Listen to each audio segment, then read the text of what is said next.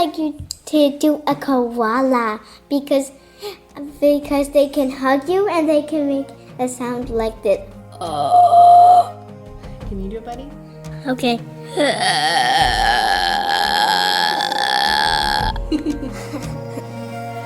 job, Calvin. High up in the eucalyptus trees of Ustreya, the koala bear suffers from a case of mistaken identity. It's not really even a bear. It's a marsupial like the kangaroo, and it has an unusual diet that requires both a lazy disposition and a unique digestive system to work. But when your favourite food is an essential oil, you do what it takes to survive here in life, death, and taxonomy. Welcome back to Life, Death, and Taxonomy. It's your 30 minutes of interesting animal info. I'm Joe. And I'm Carlos. And today we're talking about a cuddly looking lazy old bear that's not a bear at all, but more on that later. Willy-nilly, silly, lazy old bear. Silly old bear. Yeah, we're talking about the koala. It's bear-like, but not actually a bear. And when you dig deeper, it's no bear at all. Yeah, thanks, Julia, for this suggestion. This animal actually turned out to be a lot more interesting than I thought. I already knew he was a weird dude, so I knew there would be tons of stuff on it. But then it was like, whoa, this is even weirder. It is weird, and it's in a weird part of the animal kingdom, which is marsupials. We can get to that in a little bit when we talk taxonomy. But do you have other names for it first? I do. So the koala. We're going to call it here the maladapted marsupial. Oh. Or the sleepy pouch bear. And the gray thunder from down under. Ooh. Okay. It's also called a drop bear, although it's technically a folkloric animal that doesn't exist. A drop bear? Yeah, it's like folklore of like koalas that drop down, like angry koalas that drop on passerbys and attack them. Oh, I thought it was because their noses are shaped like drops. That's a cuter explanation. Would you like to hear what the animal kingdom, where it lives in the animal kingdom? Oh, you just gave away the first part. That's right. It's in the kingdom of the animals. You know it. You love it. You're in it. Kingdom Animalia. It's in the phylum Chordata. It's in the class Mammalia. Knew it. All familiar territory. It's in the infraclass Marsupialia. Yeah, it's so weird. It's that's pouch animals. That's your kangaroos and your wombats and your wallabies and your possums. Yeah, I didn't realize that possums were marsupials. It's the only one in North America. I thought they were just big rats. Nope, not rodents at all. They sure look like them, but they are not. They're the ugliest marsupials. We'll just say that. There's a lot of people that like possums. There's an Instagram account called Juniper Fox, and it's this lady that has foxes and possums. Opossums, and everyone loves them, and they're adorable. And like in the car, we'll be driving. Johanna's in the passenger seat, and all of a sudden I hear this like horrible, like whining cry, and it's her watching a fox video from this Instagram account. It's the source of much cuteness and distress. It's in the order Diprotodontia. The koala, not the possum. That's right. Of course, we're talking about the koala. Diprotodontia? Yeah, that's a fun one. That sounds like a dental thing. It's in the family Phascolarctidae. Phascolarctidae, yeah. Not bad. The genus is Phascolarctos. Yeah, that is Greek for pouch bear. Arctos is bear. Did you know that? No, I did not. It's in the species is Cinereus. Cinereus. Yeah, Cinereus. So that's phylacteries of the Cinereus. Phascolarctos cinereus. Factory sinuses. That's just like a closet in a factory sinus. Yeah. But since we're in the business of naming things, it's time for my favorite part of the show, critter groups. It's the part of the show where I ask you a question, and the question is the same every time, and that is, what is the name of a group of these animals, or what is the collective noun, or what is the term of venery? Unfortunately, koalas are usually too tired to form meaningful relationships, so they don't move in groups. But a cousin of theirs does, and that's the kangaroo. Wait, so there's no term of venery for koalas? koalas?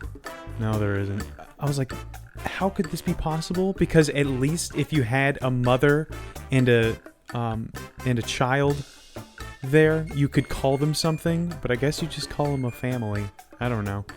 But nope, no term of venery for koalas. But kangaroos do have a term of venery, and they're also marsupials, so we're going to go with that. So Joe, what is the name of a group of kangaroos? Is it A, a hop of kangaroos? Is it B, a mob of kangaroos? Is it C, a committee of kangaroos? Or is it D, a herd of kangaroos? I'm going to go with committee. Final answer. Final answer. That is incorrect. The answer is mob. I knew something was mob, but I thought it was something else. But yeah, they apparently are really mean to shop owners, and they're good at shakedowns.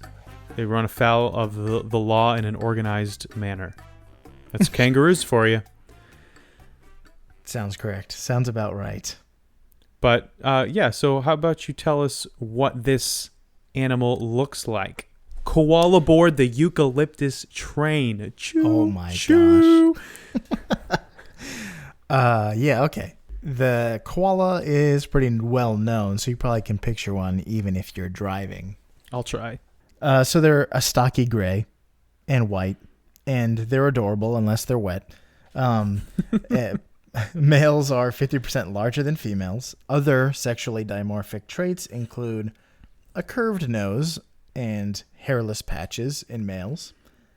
They have cute little vestigial tails, round furry ears, both furry inside and out. They have thick fur on their backs. They have among the thickest fur of marsupials. And they have big curved claws that are great for climbing. And they also have 2 opposable digits, which is like having 2 thumbs. So that helps them grip tightly to branches. They also have long forelimbs and comparably short legs, back legs, which help them, which just points to their arboreal lifestyle and their stronger upper body strength. And that's about it, right? Yep, that's it. You've seen a koala. Yeah. So time for the major fact. No. Right? Because there's something else we kind of have to address, and that's their relative size. I don't know how big their relatives are. I mean, I know how big a kangaroo is. I can tell you how big their relatives are. That brings us to Measure Up. Welcome to the beloved Measure Up segment, the official listener's favorite part of the show, the part of the show when we present the animal's size and dimensions in relatable terms through a quiz that's fun for the whole family. It's also part of the show that's introduced by you when you send in audio of yourself saying, singing, chittering, or doing that awful groan that koalas do. Say the words Measure Up into ldtaxonomy@gmail.com. We have a new Measure Up intro this week from one of our good old pals, Calvin. Hooray. You've heard from him before. You've heard from him at the top of the episode, making that signature koala sound, along with his sister, Julia. Without further ado, the listener's favorite part of the show. Measure up. I like Spider-Man. I like Spider-Man too. He was my favorite growing up. He's pretty great. Him and the Hulk, but I like Spider-Man the best. Spider-Man's got limitations, and that's what makes him interesting. Also, he's a teenager usually, so it makes him more relatable. He has to use his brains and his brawn. That's right. Thank you, Calvin, for your measure up intro. It was well done. Let's talk about length. They're 60 to 85 centimeters, which is 24 to 33 inches. Let's call it 33 inches. How many koalas go into the height of Wallaman Falls, Australia's tallest waterfall? Well, here's a hint. Maybe this will help. The falls are in Queensland in the Girragun National Park. It's considered a horsetail fall, and it's also considered a cascade fall at the same time. That's a cascade. Do you know what a cascade is? I am a waterfall expert. I do know all of these terms, and they are helping me formulate my answer.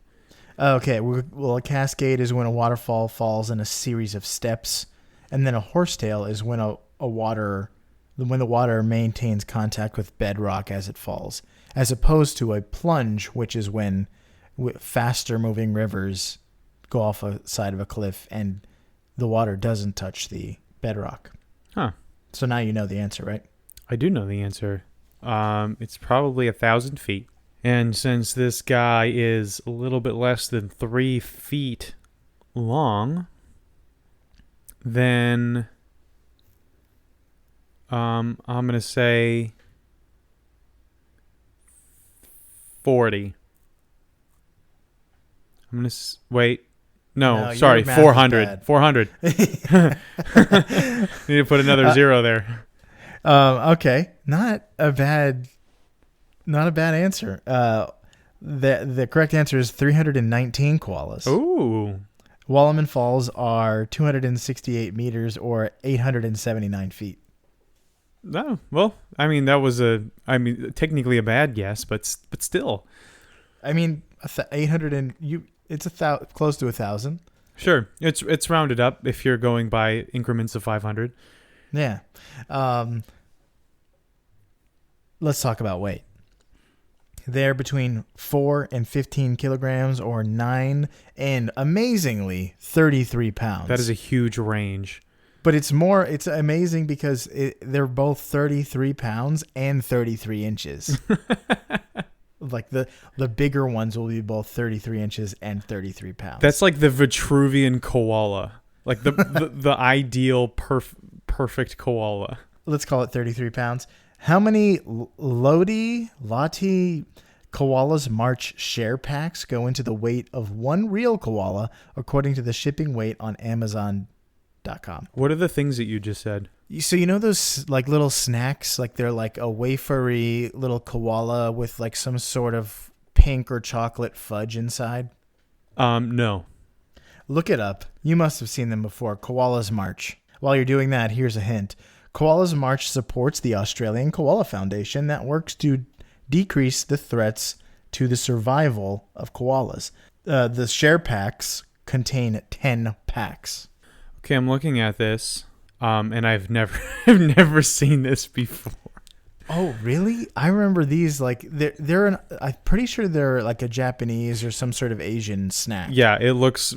I mean, there are a lot of these examples are in Japanese. I think there's a panda version of it too, but I remember these like they have a really satisfying crunch to a soft fudgy interior. So I remember them being delicious. Interesting. Okay. Well, you said 10 of these things are in one of these boxes? Yeah, there's 10 packs in a share pack. And since you've never experienced them before, I will tell you that like each one of these is like it's like a gusher size. So they're like Teddy Grahams. Yeah, they're like Teddy Grahams, but they're hollow and they're filled with fudge. They're like a thin wafer with fudge on the inside. So or sugary icing, probably or whatever it is. About the same weight as a Teddy Graham, which is, I don't know, an ounce. Probably not even that. I always think an ounce is a lot lighter than it actually is. I'm going to say they're half an ounce, which means that 32 of them go into a pound. 1,056. You're not looking for you're looking for how many of the share packs go into. What is a share pack? I'm telling you, it's a family's. Is it the whole box? It's a box. It's a family value pack box filled with 10 packs of Koala's March. All right, so if you said there's 10 of them in there, I'm going to say there's probably 10 little koalas inside each one of those, which means there's 100 little snacks inside of this share pack, which means I'm going to basically divide my answer by 10. No. I'm going to by 100. I'm going to say 10. 10 koala. 10 share packs. The correct answer is 44 Koala's March share packs. The share pack is 12 ounces. Oh, great. That's awesome. Wow. Okay. See, I was not expecting you to... You did so much extra work by assuming the weight of a single snack and then doing more math. The more math between your guess and the answer, the more you have to like screw up in estimates. So you should have just like thought of the share pack. I can't think of the share pack. I haven't tasted this delicious like Japanese confection. It hasn't reached my local like Circle K, so I haven't eaten it yet. I don't know why, but this one's so funny to me. Flavor blasted goldfish, I imagine way more than that, and then like fruit roll-ups probably weigh a little bit less. Who knows? Let's talk about some fast facts. Like other marsupials, koalas have little pouches where their babies continue to develop after they're born. They have pouches because marsupials lack a placenta, which is an organ which protects babies from their mother's immune system in other animals, including humans. Marsupial babies are born before they are sufficiently developed, so they climb on the outside of the mother to the pouch as soon as possible. They're like pink little beans at this point. Called joeys. Yeah. Well, they're called joeys like all the way up until they're an adult. Their limbs develop to be strong enough to climb before they can even see. They then climb up to the pouch where they latch onto a nipple, which forms a seal. And then they continue to develop until they can start to leave the pouch. Like other marsupials, koalas have reproductive organs that are unique among mammals, and I'll try to talk about this in high language that is not blue. The male organ is bifurcated, which means that it separates into two columns. It's also separated from the urinary tract, which means it's only used for reproduction and not waste.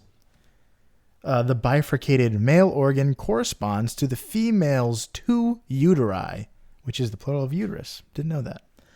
She also has two canals that open up in one orifice. So in other words, koalas are like plugs and electrical sockets. They have two prongs and two holes. Sounds like it makes sense. It does. Koala brains are proportionately small, and they're among the smallest in reference to body weight. Their brains are only about 19.2 grams or 0.04 pounds. Yeah, I saw that it takes up about 61% of the head, the skull space, and the rest of it is cerebrospinal fluid. That's correct. Their tiny little brains are surrounded by lots of fluid, which is thought to protect them from concussions when they fall out of trees, which is a fun little feature. I mean, it's supposed to protect us. CSF protects us from concussions too, so we don't have enough to protect us from concussions when we fall out of trees. That's true. We just get too much brain. In addition to having a small brain, they also have smooth brains. Smooth brains indicate that they don't spend much time in complex thinking. So a big old wrinkly brain indicates that there's higher cognition going on. But smooth brains are considered more primitive. So koalas also have extremely thick fur on their backs, and this is to help them withstand wind and rain without. It's like a poncho. They don't really care about rain when it's raining on them. So they're up in trees getting drenched, and it's It's fine for them. Nice. Lastly, Calvin and Julia mimicked the koala sound earlier, and I want to just see how close they got.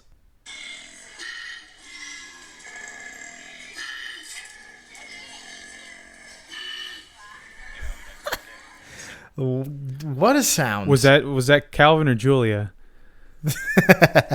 I don't know. If the koalas may be named after Calvin or Julia, it may be one of those. But it is a real, genuine koala making that sound. That sounds like a herd of pigs. They did a pretty good job. It does sound like this deep grumble. Yeah, it's not what you would expect a marsupial to make at all. In fact, I couldn't have told you what they said before this. I would think they make like smaller squeaking sounds as well, or like, typical small animal sounds, but they also make this really deep guttural sound. It's a bellow is what it's called. It is a bellow. But that's all I got for Fast Facts. Is there anything more interesting than this? More interesting and a little bit nastier. Because we're going to talk about digestive systems. We haven't been here since the Hotzen bird. Ooh. So join me. So the koala is pretty well known for eating exactly one thing. Eucalyptus leaves. Like the panda is known for eating bamboo. Except the koala is even picky about which species of eucalyptus to eat. So they're very focused, very single-minded here. And also, like the panda's bamboo, eucalyptus leaves are a terrible diet. They have very low levels of nutrients, and they have quite a few toxic chemicals housed within those leafy greens. And so the koala needs a specialized digestive system and a sedentary lifestyle put together in order to survive. So for one, its liver produces an enzyme called cytochrome P450, and that breaks down toxins and prevents the koala from being poisoned by its only food source. So that's good that it has that. But believe it or not, poisoning is only part of the issue. The real issue is the lack of anything that eucalyptus leaves have. It's aside from toxins and fiber. Like, that's pretty much the two things that make up a eucalyptus leaf. And while fiber is good to have, it definitely shouldn't be the only thing you have, and you probably shouldn't pair it with toxins if you want to get anywhere with your diet. So to handle this problem, the koala has the longest cecum in the animal kingdom proportionally. So the cecum is the beginning part of the large intestine. And the koala's is 80 inches long. I'm gonna let you guess, Joe, how long you think a human's is. 4 inches. A human's? Oh, it's yes. Close. It's 2.3. Oh. Yep. Humans, like the human cecum is super small compared to our much larger body size, and the koala's is 80 inches long, which is, if stretched out, significantly longer than its body length. So why does it have such a large cecum? So let me talk about the digestive system. So you have the stomach, and the stomach goes the small intestine, and from the small intestine is the cecum that is attached to that, and that's its own organ area. And then from the cecum is the colon or large intestine, and then it's expelled. It's things are excreted after that. So that's the digestive system. And for a koala, the cecum is just much, much longer. And inside the koala's cecum is a specialized bacteria that works to break down the fiber into easy-to-absorb substances for digestion. So its liver... So they digest... They absorb fiber? Yeah, as much as they can. They obviously can't absorb all of it. Interesting. So, like, for us, like, fiber is non-digestible. Like, it passes through you. and you need it because it's like roughage. It helps things go through. But for the koala, eating a eucalyptus leaf, it's like all they eat. The eucalyptus leaf is fiber and toxins, and they have an enzyme to take care of the toxins, and they have bacteria in their cecum to take care of the fiber. So I think they absorb about 30% of the fiber in the leaves, but then the rest of it is passed along through. So there are two types of chewed up food, or also called chyme, CHYME. It's chewed up, partially chewed up food. And for the koala, that's small particles and large particles. So those are the two types. The small particles are finely chewed eucalyptus. And then the large particles are bigger portions of leaves, not quite so finely chewed.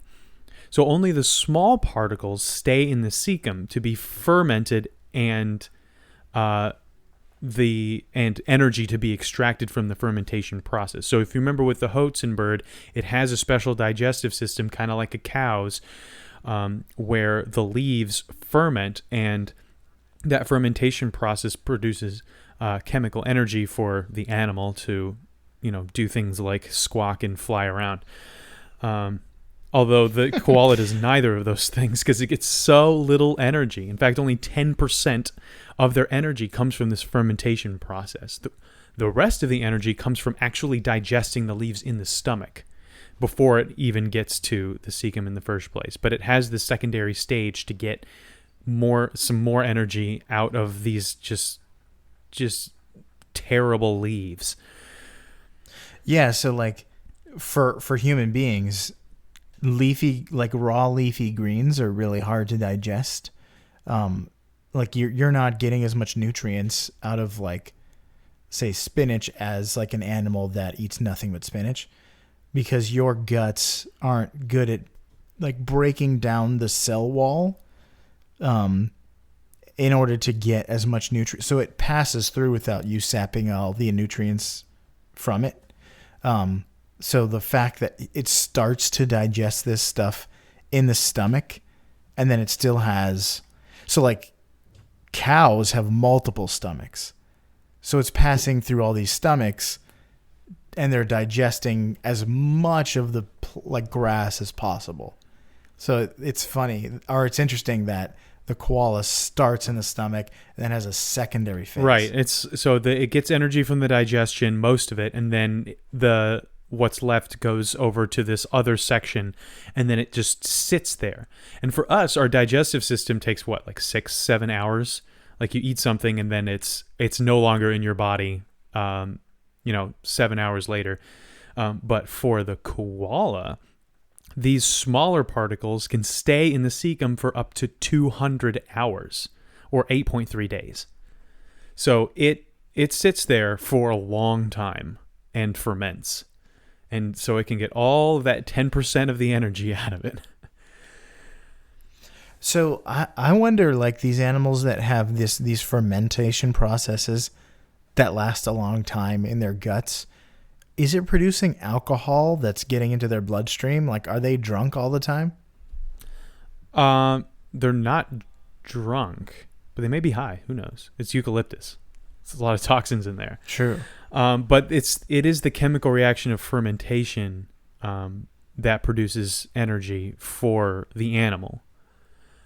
So I guess leaves just don't take a long time to ferment and also don't produce that much energy, but it's the only thing that they eat, so they are specially developed to be able to harness as much energy as they can from that process.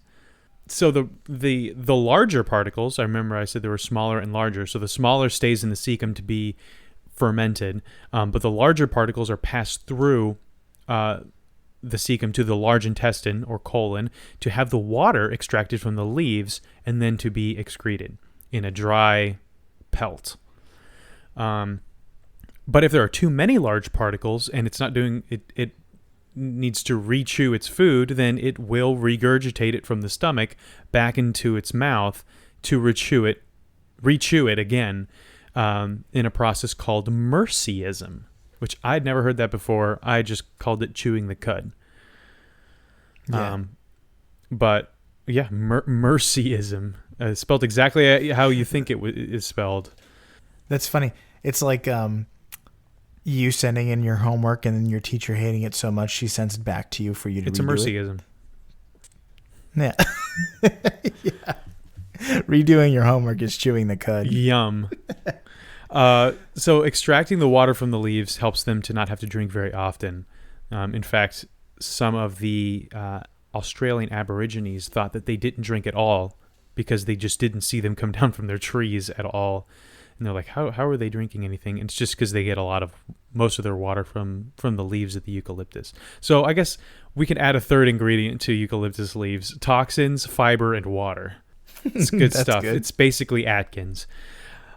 But even with all of this specialized digestive process that the koala has, the eucalyptus is just a bad source of energy on its own if it's the only thing you eat, and it is the only thing they eat. So koalas still don't get a lot of energy, and they need to sleep for upwards of 20 hours every day just to conserve energy.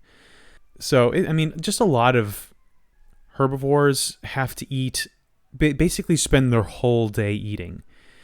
So it's really contrasted with carnivores that can eat some of them can eat like once a month and be fine, where like an elephant... Or like crocodiles that can eat like once every 7 months. Yeah, they right? can go for like a whole winter with one meal because they slow their digestive systems down. But the point is there's like a lot of nutrients that they get from eating other animals, but herbivores have to constantly eat in order to stay alive. So that's basically all, that's all the panda does. That's all cows do. That's all the elephant does. It's just, they just eat. And so that's all the koala does. But he only can do it for 4 hours a day. Otherwise he will have expended too much energy. So yeah, they really do need to sleep. And like you said, they have one of the smallest brains proportionally in any mammal. And some think that this is a result of not having enough energy to think big thoughts. Yeah, I read that it was like an adaptation. Like the smaller your brain, you don't need big brains require big energy. So small brains don't require that much energy. I suppose that's true. But that's all I got on the koala. All right, so for you out there in Podcastia, climb up into your favorite tree, eat your leafy greens, but make sure to filter out all the toxins with the cytochrome P450 enzyme like the koala here in Life, Death, and Taxonomy.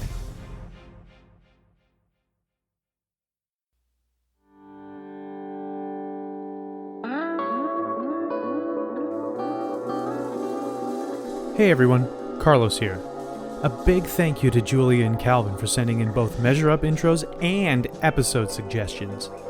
If you'd like to hear us talk about an animal you think is interesting, send us an email at ldtaxonomy@gmail.com. Or you can message us on Facebook or Twitter. We are LD Taxonomy everywhere. Thanks for listening, and we'll see you next week.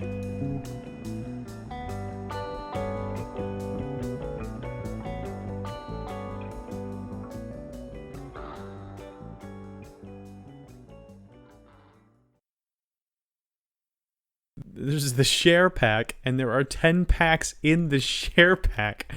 And I'm looking at these things, and they kind of look like little packs themselves, like individually. So I'm like, is that what a pack is? Because they look like pizza bites. And so I was like, does he mean that is a pack? So there's 10 of these in one of these packages, but then he said it was the size of a gusher, so they're really small. So this must be a really small package.